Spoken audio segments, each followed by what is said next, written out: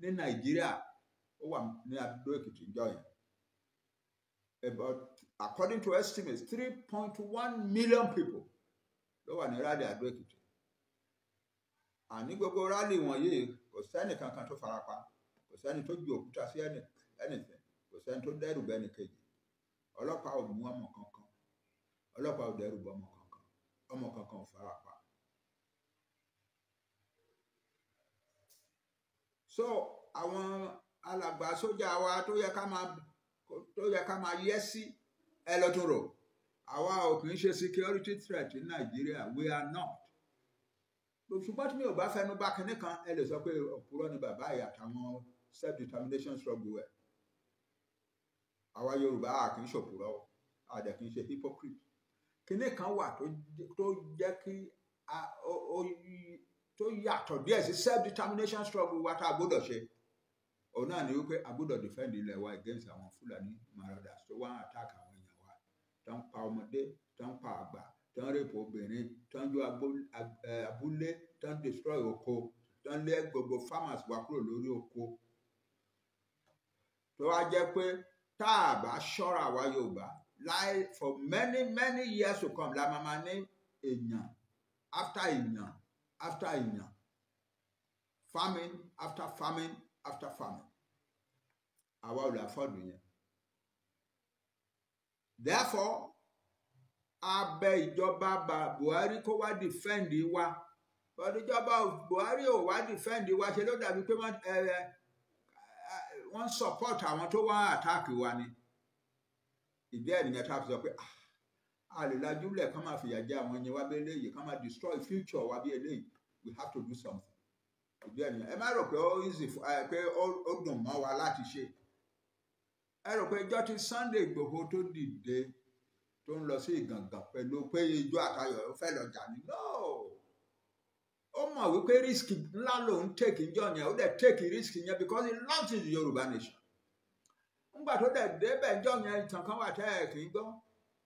Ṣé ẹ mọ̀ wípé ara àwọn ọmọ Sẹ́ríkì Ìgàngàn, Sẹ́ríkì ní Ìgàngàn, ó mú ìbọn lápò, ó yìn sí Sunday at point blank. Sunday kan jọmọ tó Ọlọ́run ti secure ni. Òkú ẹ̀ làbá gbé wálé ìjọ yẹn. A ò fẹ́ expose àwọn ọmọ wa sí danger, but a fẹ́ fi àwọn èèyàn wa sílẹ̀ kí ìyà máa jẹ wọ́n.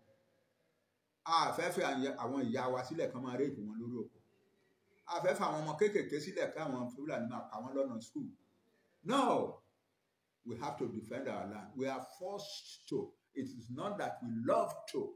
That's not what we wish to do, but it's what we must do out of love for our nation, out of respect for our nation, out of sense of dignity of our nation. So àwọn tó ń lọ sọ pé àwa security kan lọ parẹ́ kúrò nínú ìwé wọn, àwa we are not a security. What the federal government of Nigeria should do is to defend our land, and there will be no Yoruba man, no Yoruba boy or girl go into the bush to go and drive the Fulani away. That's our situation.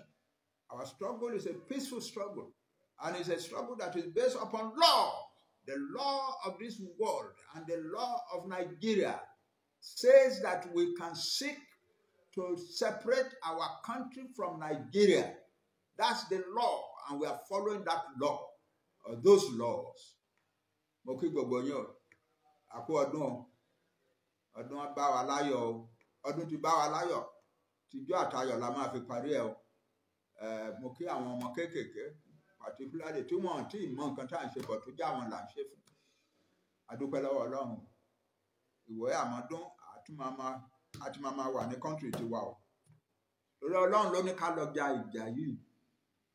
And we must fight with faith and hope in the power of the living God to achieve anything in the world. Now we know that His mighty hand is raised up in defense of our nation,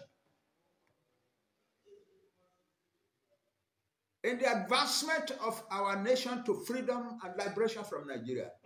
And nothing can bend back His hand. We shall prosper. Our purposes today will prosper. Our purposes in our country, when we have it, will also prosper. Thank you very much. Mo kí gbogbo yín akọ́dún o. Ó dìgbà.